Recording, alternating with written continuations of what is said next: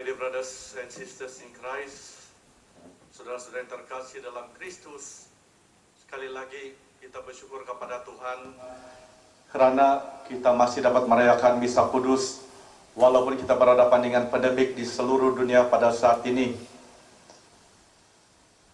Gereja memasuki hari pertama musim Prapaskah dengan merayakan hari Rabu Abu, yaitu penerimaan abu di kepala atau di dahi kita. Tetapi karena pandemik, kita di kepala kita. Dan biasanya dalam perjanjian lama sudah dikatakan juga penerimaan abu, berpuasa dan berdoa sudah ditekankan dari dahulu lagi, yang menunjukkan pertobatan. Dan gereja Katolik di seluruh dunia merayakan hari Rabu Abu ini juga mengingatkan kita supaya jangan jadi staring. Jangan pikir bahwa kita ini akan hidup selama-lamanya. Kita datang dari debu, kita balik kepada debu. Jadi jangan kita sombong dengan apa pencapaian kita, dengan apa kita punya kekayaan, pangkat kita, semua itu semuanya sementara saja itu. Jadi abu yang kita akan terima itu mengingatkan kita bahwa tidak ada satupun yang kekal dalam dunia. Dan sebab itulah Gereja Katolik sentiasa mau menyadarkan kita sebagai manusia bahwa we are nothing but God make us something. Kita semua ini tidak ada arti, we are from the dust, kita daripada debu, dan kita akan balik kepada debu. Baru-baru ini, kemarin saya rasa saya berjumpa dengan seorang kawan, harap dia menonton juga lah pada hari ini. Dan sewaktu dia belanja makan, saya pun tidak tahu, mie gogo ataupun mie sup ataupun konomen. Saya tidak tahu, yang saya tahu mie lah.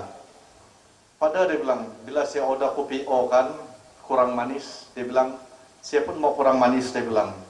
Kenapa pula kau masih muda lagi ada putungan, saya bilang kan. Sebab dia bilang kan, untuk mau sihat komisi ada 3M. 3M itu bukan yang undertaker, yang mematai, membukas sama memohobong.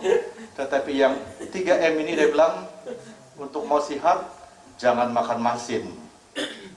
Jangan makan manis. Jangan makan yang berminyak. Semua M kan. Simpel saja.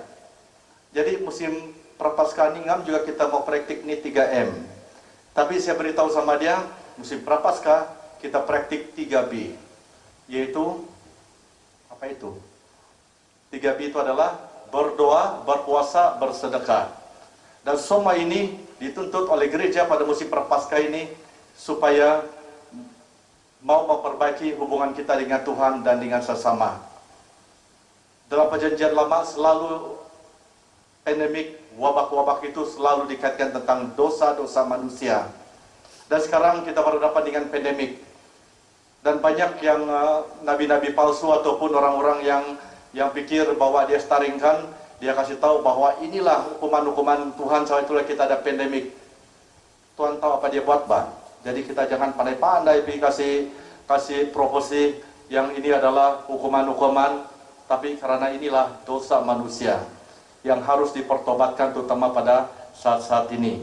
Kita lihat pembacaan pertama pada hari ini yang diambil daripada nubuat Yoel. Yoel, kita mendengar bagaimana dia berkata, beginilah sabda Tuhan, berbaliklah kepadaku dengan segenap hatimu, dengan berpuasa, dengan menangis dan mengadu, koyakanlah hatimu dan jangan pakaianmu. Sikap-sikap semasa kita musim Prapaskah ini adalah musim yang penuh dengan rahmat. Kenapa? Sebab dalam 40 hari ini, bermula pada hari ini, kita berretreat. Sebab masa Prapaskah yang berlangsung selama 40 hari memiliki dua makna, yaitu pertama, untuk mempersiapkan para calon baptis, dan bagi yang sudah dibaptis, untuk mengenangkan pembaptisan yang telah kita terima. Kita akan memperbaharui pada malam Paskah. Jadi sebab itulah pada hari ini, pembacaan pada hari ini, apa yang dikatakan oleh nubuat Yoel, hidup tidak lepas dari kesusahan atau penderitaan, selain boleh melumpuhkan hidup di saat kini, Kesulitan juga boleh menjadikan tanda kegigihan orang berjuang dengan tabah dan tekun. Dan Nabi Yoel percaya bahwa Allah tidak akan tinggal diam, Ia akan ikut serta dalam perjuangan itu, sentiasa memberi manusia kekuatan dalam memperjuangkan hidup demi keagungan Allah. Untuk itu manusia terus-menerus diajak membangun hati yang baru untuk mengenali Allah yang berbelas kasih. Jangan pertunda-tundakan pertobatan kita. Selagi ada peluang, bertobatlah, sebab kita tidak tahu apa yang berlaku selepas jam ini. Banyak perkara berlaku tanpa kita sedari, banyak perkara berlaku tanpa kita duga. Yang dulu kita yang merancang, Tuhan yang menentukan, tapi sekarang kita yang merancang, COVID yang menentukan. Dan ini yang selalu dikatakan, sebab kenapa? Sebab kita merancang minggu depan ada misa, tiba-tiba apa yang berlaku? Jangkitan. Jadi kita tidak tahu. Hidup kita harus selalu bergantung sepenuhnya kepada Tuhan, bukan kepada kekuatan sendiri. Sebab itulah apa yang dituntut oleh Yoel adalah koyakanlah hati, bukan pakaian. Apa yang dituntut adalah dalaman sikap batin kita semasa musim prapaskah ini. Tuhan mau melihat sikap batin kita, bukan pakaian kita. Bukan biar kau kasih serugau kau punya rambut, saya bilang, biar kau kasih koyak-koyak kau punya pakaian, biar kau tidak cuci muka kau kasih numpak muka kau, muka yang muka saplusin, muka macam timun panjang, atau muka macam nanas yang tidak pernah kena urus. Kau ingat kau punya apa itu, sikap itu karena lihat kah? Tidak. Apa yang dilihat adalah kita punya dalaman batin kita Sebab itulah hati kita yang mau diubah.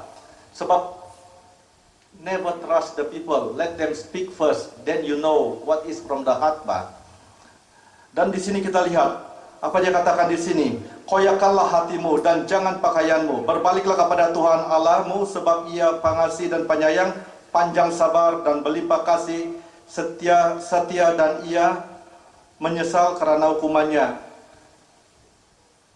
Jangan pertundakan pertobatan kita selagi ada peluang itu untuk berbalik kepada Tuhan, berbaliklah. Jangan kasih tunda-tundakan, jangan tunggu sampai PKP berhenti baru mau bertobat. Sekaranglah masanya, selagi ada peluang. Ada seorang berkata, dia bilang, setiap hari bila kau bangun, macam itulah kali terakhir kau hidup. Sebab kau tidak tahu apa yang akan berlaku pada hari esok. Dan itu yang dituntut oleh Nabi Yoel, supaya sikap batin itu sangat penting bagi kita. Siapa tahu mungkin ia mau berbalik dan menyesal lalu meninggalkan berkat, menjadi korban sajian dan korban curahan bagi Tuhan Allahmu. Dan ini juga kalau kita lihat dalam kehidupan kita, seringkali kita tekankan apa yang luaran, tetapi Tuhan tekan apa yang dalaman. Sikap kita di hadapan Tuhan. Dan kita harus ingat, kira-kira siapa kamu pada saat ini? Kamu kayakah? Kamu miskinkah? Kamu sihatkah? Kamu sakitkah? Kita semua sama saja. Kalau kita mati, semua tiada yang kena kubur di udara, semua 6 kaki bawah tanah. Kira-kira berapa banyak bank kau? Kira-kira berapa banyak pangkat kau? Kira-kira berapa kuatnya kau? Satu hari nanti kita semua sama rata. Dari abu kita datang, kita balik kepada abu. Dan dalam pembacaan kedua pada hari ini, Paulus mengajak umat Kristus, Korintus, untuk memberikan diri diperdamaikan dengan Kristus. Dalam diri Kristus, Allah mencintai manusia seutuhnya, baik dalam keberhasilannya maupun dalam kegagalannya. Manusia yang telah gagal tidak pernah dicampakkan, justru karena kelemahannya manusia semakin dicintai Allah. Maksud dia di sini, God never condemn the sinners, but wait for them to repent. Tuhan tidak pernah menghukum si pendosa, tetapi Dia menantikan pertobatan mereka. Jadi sebab itulah saudari, jangan pertundakan pertobatan kita. Selagi ada kesempatan, datanglah. Sebab ada masa bila kau datang, pintu sudah tertutup, langit sudah tertutup, doa pun tidak dapat sudah didengari. Bayangkanlah itu. Jadi sebab itulah Surat Rasul Paulus kepada jemaat di Korintus juga mengatakan apa yang dikatakan oleh Paulus, dalam nama Kristus kami meminta kepadamu, berilah dirimu didamaikan dengan Allah. Kristus yang tidak mengenal dosa telah dibuatnya menjadi dosa karena kita, supaya dalam Dia kita dibenarkan oleh Allah. Kristus telah memberikan dirinya. Kita tidak ada guna, tapi Tuhan membuatkan kita ada guna. Sebab itulah setiap yang wujud di dunia ini, kelahiran kamu terutama, ada tujuan, ada misi.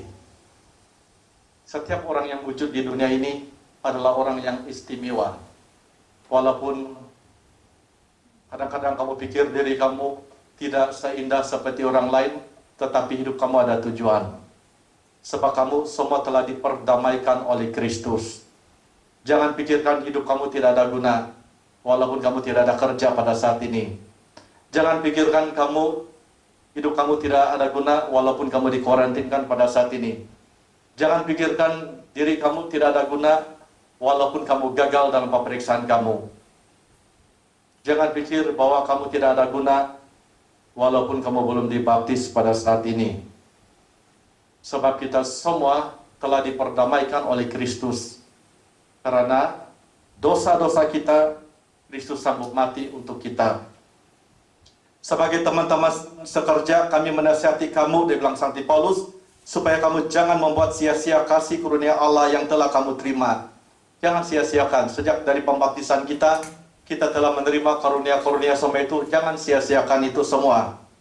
Sebab Allah berfirman, pada waktu aku berkenan, aku akan mendengarkan engkau.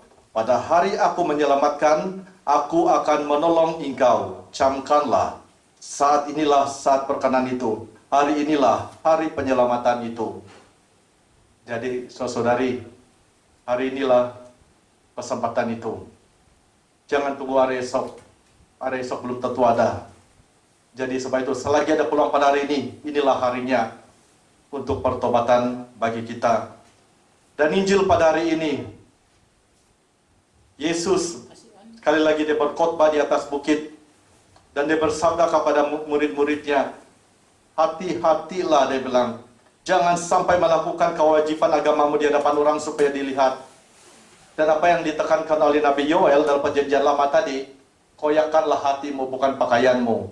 Ditekankan Yesus dalam pembacaan Injil pada hari ini. Hati-hatilah. Bila saya cakap hati-hati itu, terus kamu ingat tubuh hati-hati saja itu. Saya tahu itu. Hati-hatilah, jangan sampai melakukan kewajiban agamamu di hadapan orang supaya dilihat. Kita suka kan, zaman sekarang kan, dulu kalau orang mau baca kita punya diri, kita marah, kita tutup. Kalau boleh kita tidak mau cakap sama orang itu. Tapi sekarang kalau orang tidak like kau punya Facebook, tidak baca kau punya Facebook, kau marah dang. Jadi kita lihat, hati-hatilah, jangan sampai melakukan kewajiban agamamu di hadapan orang supaya dilihat. Karena jika demikian kamu tidak beroleh upah dari Bapamu di surga.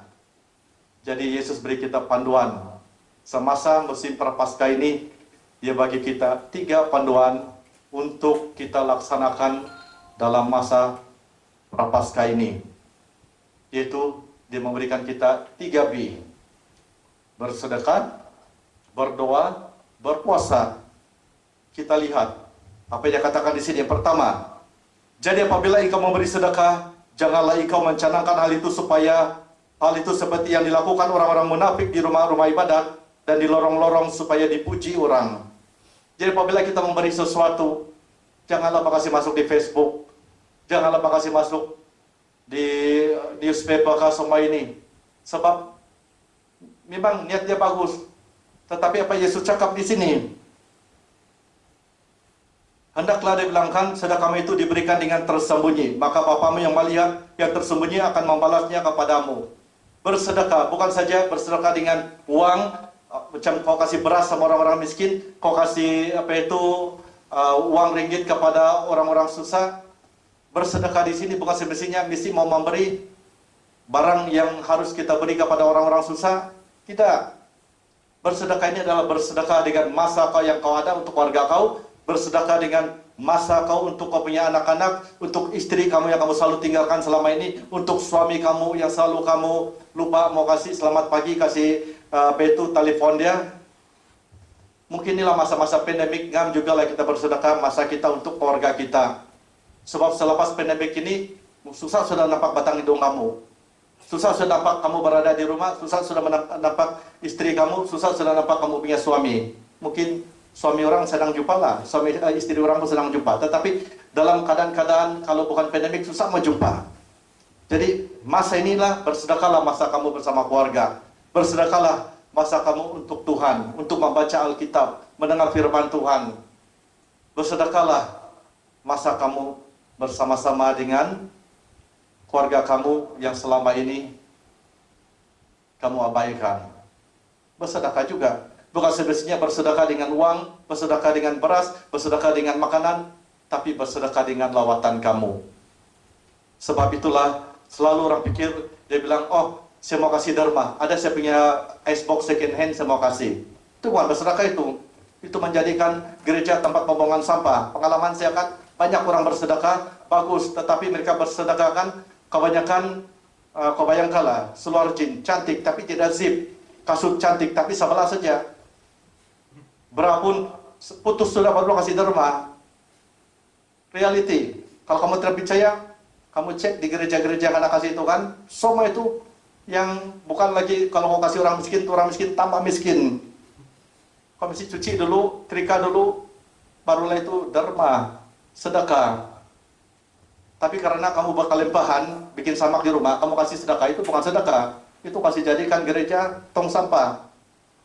Jadi pengalaman panjang nih, cukuplah, nanti kamu tidak dapat tidur di malam. Sebab itu yang saya katakan di tempat-tempat panas yang melayani. Kalau kamu bersedekah, saya bilang, kasihlah daripada hati. Seperti Mada Teresa dari Calcutta mengatakan, give until it hurts, saya bilang dalam bahasa Dusun Tambunan. Give until it hurts, bah. Jangan kasih apa yang kelebihan kamu, apa yang kamu tidak mau. Kasih apa yang kamu mau. Itu barulah ada kesan sampingan. Kalau kamu kasih apa yang bertempiaran di rumah kamu, itu bukan derma itu get rid. Dia bilang dalam bahasa Jepun. Jadi sebab itulah saudara-saudari, bila kita bersedekah, bukan saja makanan, bukan saja pakaian, bersedekah dengan masa kamu. Bersedekah juga masa kamu untuk ke gereja. Bersedekah juga masa kamu untuk melihat orang-orang susah. Bukan saja memberi, tetapi mengajar orang. Bagi saya, setengah menit untuk yang bersedekah. One of the philosophers, Confucius nama dia. Give me a fish, I eat for a day. Teach me to fish, I eat for a lifetime. Bagilah saya ikan, saya makan sehari aja. Tapi ajar saya macam mana menangkap ikan, saya akan hidup selamanya. Sebab sudah tahu kan berdikari, jangan kasih sumbat saja. Jadi saya itulah saudari, musim Prapaskah ini, during this time, Lenten season, let us practice these three things, 3 perkara. Dan kedua, dia bilang lagi di sini kan, maka Bapamu yang melihat yang tersembunyi akan membalasnya kepadamu.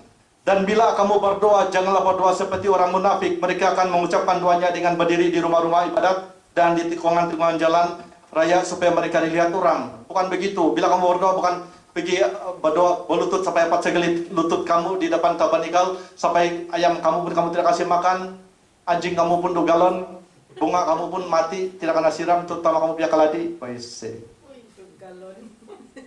Jadi berdoa bukan berartinya tanda salib saja atau berdoa saja, tetapi kita harus sadar kita hidup tanpa Tuhan, we are nothing. Dia bilang, bah, without God we are nothing, bah.